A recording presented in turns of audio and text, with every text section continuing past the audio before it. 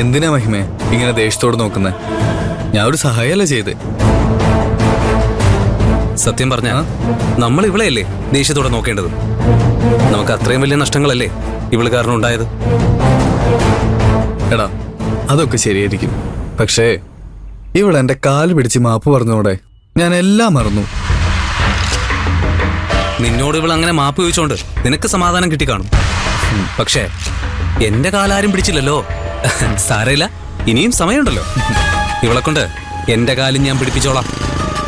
ജയിലിൽ പോയാലെങ്കിലും നീയൊക്കെ നന്നാവൂന്നാ ഞാൻ വിചാരിച്ച. പക്ഷെ പട്ടിയുടെ വാല് 12 കൊല്ലം കുഴലിലിട്ടാലും വളഞ്ഞേ ഇരിക്കും. സ്റ്റേഷനിൽ വെച്ച് എന്റെ കാല് പിടിച്ച മഹിമ തന്നെയാണോ ഈ നിൽക്കുന്നത്? എന്തൊരു ധൈര്യം, എന്തൊരു ആത്മവിശ്വാസം. വക്കീലിന്റെ ജീവിതം വെച്ച് നീ കളിച്ചതുകൊണ്ട് മാത്രമാ ഞാൻ നിന്റെ മുൻപിൽ തല താഴ്ത്തി നിന്നത്. പക്ഷെ ഇനി ഒരു വട്ടം കൂടി നീ ഇങ്ങനെ എന്തെങ്കിലും ചെയ്ത വരുന്നിടത്ത് വെച്ച് കാണാന്ന് കരുതി ഞാനും വക്കീലും നിന്റെ കാര്യത്തിൽ ഒരു തീരുമാനം അങ്ങ് എടുക്കും. ഭൂമിക്ക് ഭാരമായി ജീവിക്കുന്ന 2 ജന്മങ്ങൾ തീർന്നാലും ആർക്കും ഒരു നഷ്ടവും സംഭവിക്കില്ല. അതുകൊണ്ട് എന്റെ പുറകെ ഇങ്ങനെ നടക്കുന്നത് നീയൊക്കെ നിർത്തിക്കും. അതിനെ കുറിച്ചൊക്കെ നമുക്ക് ആലോചിക്കാം. പക്ഷേ ഇപ്പൊ ഞങ്ങൾ വന്നത് നിന്നൊരു സന്തോഷ വാർത്ത നേരിട്ട് അറിയിക്കാനാ. ഞങ്ങള് നിന്റെ കോളേജിൽ വീണ്ടും അഡ്മിഷൻ എടുക്കാൻ പോവാ. മഹിമ ശരിക്കും ഞെട്ടി കേട്ടോ. ഇത് നീ തീരെ പ്രതീക്ഷിച്ചില്ലല്ലേ മോളെ? നിങ്ങളെ കോളേജിൽ നിന്ന് പുറത്താക്കിയതല്ലേ?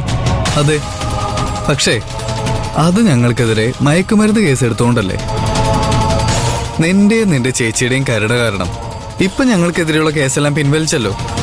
അപ്പൊ പിന്നെ നിരപരാധികളായ ഞങ്ങളെ കോളേജിൽ നിന്ന് പുറത്താക്കിയ നടപടി തെറ്റല്ലേ? ഞങ്ങൾ ആ നടപടിയെ ചോദ്യം ചെയ്തുകൊണ്ട് കോടതിയിൽ ഒരു പെറ്റീഷൻ കൊടുത്തു. കോളേജിന് അതിന്റെ പകർപ്പ് ഇന്ന് കിട്ടിക്കാണും. മിക്കവാറും ഈ കൊല്ലം തന്നെ അഡ്മിഷൻ കിട്ടുമെന്നാണ് ഞങ്ങളുടെ വക്കീല് പറഞ്ഞത്. നീ കാരണം ഞങ്ങൾക്ക് സംഭവിച്ച നഷ്ടങ്ങളെല്ലാം ഞങ്ങൾ ഓരോന്നോരോന്നായി നികത്തിക്കൊണ്ടിരിക്കുക.